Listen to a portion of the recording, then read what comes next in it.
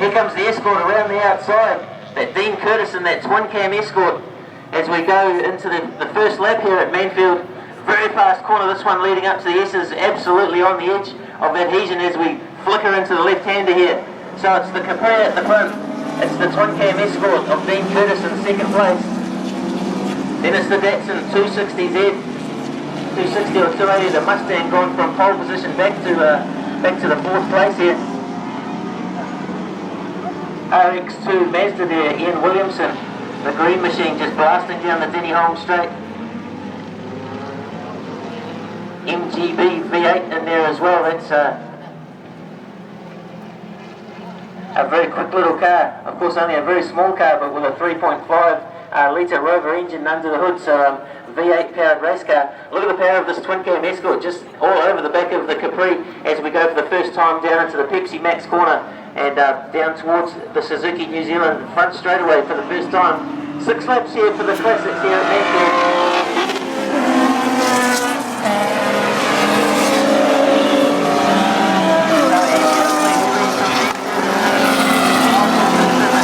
Now with the Ford Mustang gets himself back up to third place. Remember, he went from group number 1. Wayne Marshall, so gets himself up to fourth place. And the Dixon 260Z, the 51 car, another one of those fabulous Escorts, a Mark 1 this time. Rod Bergeron runs in fifth place at the moment. I'm joined here in commentary by Julian Hardy. Julian, the classics out down the racetrack, mate. Look at all these cars. How good is this? Mate, that is a gorgeous looking field, isn't it? So we've been telling about the South Island guys about these guys out the front here. So that the Capri out the front, Andy Oakley's Capri, that's a genuine Group C Andy Rouse car, built in England. It's got some serious. There you go. That would explain the pace of the victory. Because this twin cam Escort of Dean Curtis is no slug, and look at him down the back straight away. Yeah. So that's a follow on Andy Rouse. Yep. So that's raced in the British Touring Car Championship way back in its day, sort of thing. It's been in the country for a long time. It's had some engine issues obviously when it came out, but I tell you what, they've got this car here.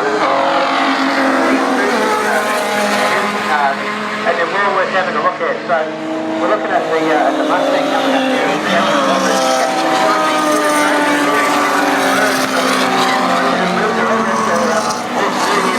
Dixon and the big Ford, and look at these are the little Escort improvements built by Dean Curtis down here.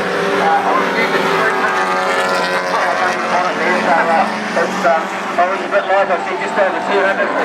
Again, that would explain the place. These guys that run the same size tyre, and he keeps telling me he's got trouble getting off the corner. I'm going, mate, we've got 80 kilowatts, you've got 320. I'm going, you really haven't got a show. So. That's right, look at the horsepower here of the big Mustang though. Absolutely. Michael Dixon, the 95, the Lightning McQueen paint job, he's having a go at these two Fords in the front. Absolutely. Look further back down the field, like I say, these are the guys that race in our winter series, so normally we have a restricted lap time of about a 1:22 on it. So if we apply the 1:22 rule, the first car doing that is number 51. That's Rob Bergen, and the Mint Mark 1. That's got the YB motor as well. He's way back in fifth. So this is normally where our racing starts. Michael can just basically let rip the shackles and they're into it, so it's fantastic to see. Look at this, the Mustang down the inside, it's got Michael Dixon.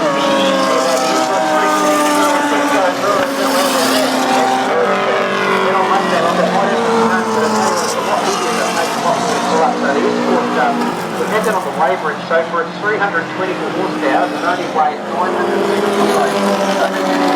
It's a reasonable power weight ratio. Of course, fantastic sound for when you make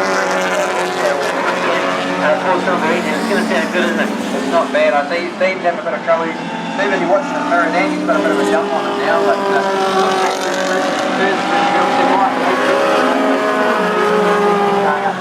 up the hairpin now. So again, this is a car that it really doesn't look that much. When Michael grabs hold of it, man, does he make that an interesting car to watch? Yes, he does, and he's a little on the aggressive side, shall we say. I've been door to door with Michael even myself. He's given me a few lessons on where the turn-in points are around this place, I'll tell you that.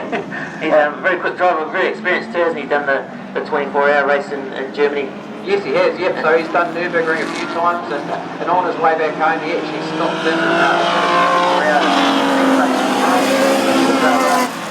unbelievable that he came in and he said, boys, they only do 80 mile an hour flat out, these cars, and he said it's a bit slow, and it turns out the alternator had actually jammed up and was only making one of the extra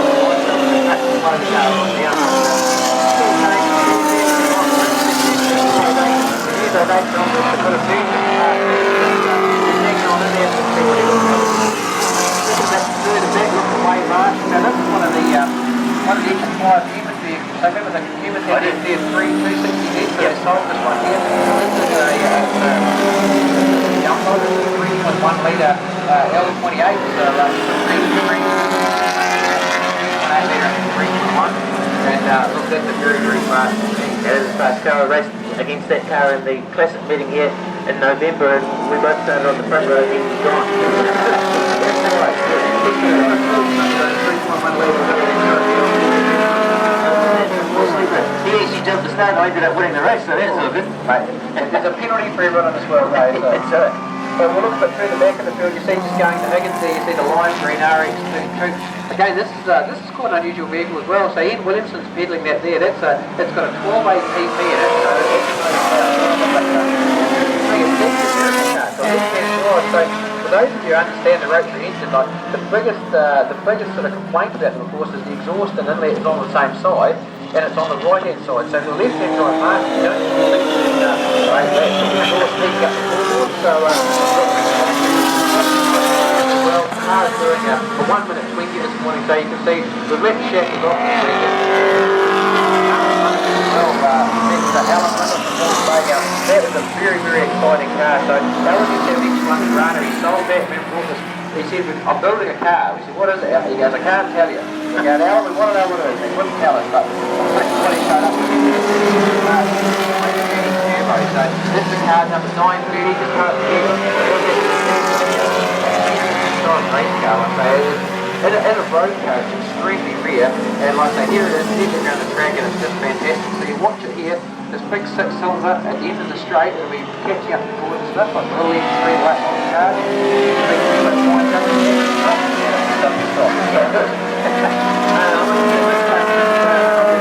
For 4 or 5 years now, just the variety of cars, it's just a great thing to watch, isn't it? Absolutely. Every single thing that Alan last night, he goes, you don't need to bring a picnic table because the wood is so big you can actually just rest your wine on it, so it's fantastic. So. Well look, that mate, 6 laps has been and gone, and it was actually Michael Dixon, we missed that when he actually got to the lead ahead of the Ford Andy Oakley, so the big Ford V8 in the job, maybe I'll keep the job for him. Absolutely, go and have a look at that. Like, if you think it looks like one of the Queen, they spent hours with these boys painting